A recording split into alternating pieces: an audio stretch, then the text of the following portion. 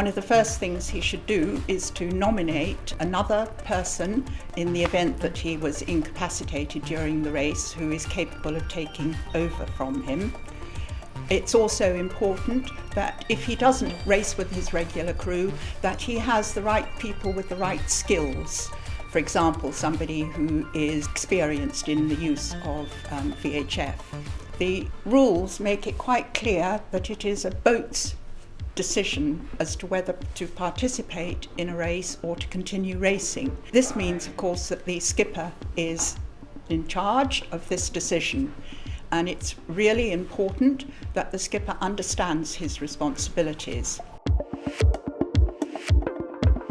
Second fundamental responsibility for the skipper is, of course, to make sure that his boat is seaworthy and adequately maintained for the race. Examples of this is to regularly check the standing rigging, spars, make sure that winches are well maintained, and very important that lifelines are taut.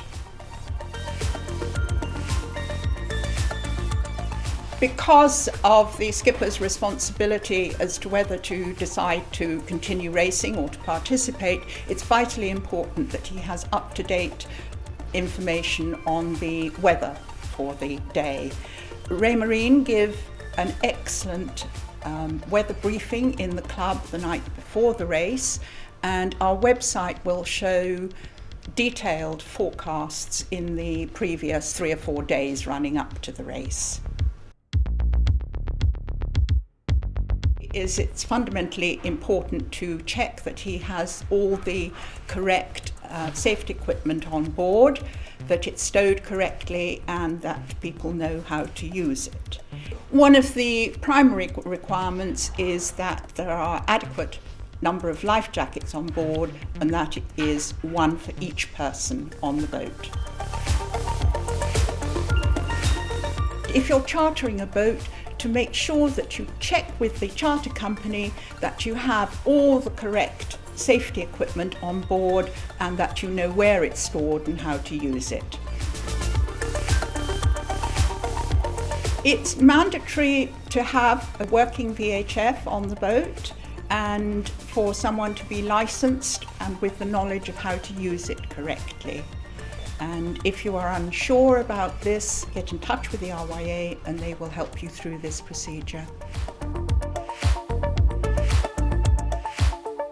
That means making sure that they have the right clothing, that there is enough food and non-alcoholic drinks on board, and of course the obligatory sun cream. At least we hope it'll be sun cream.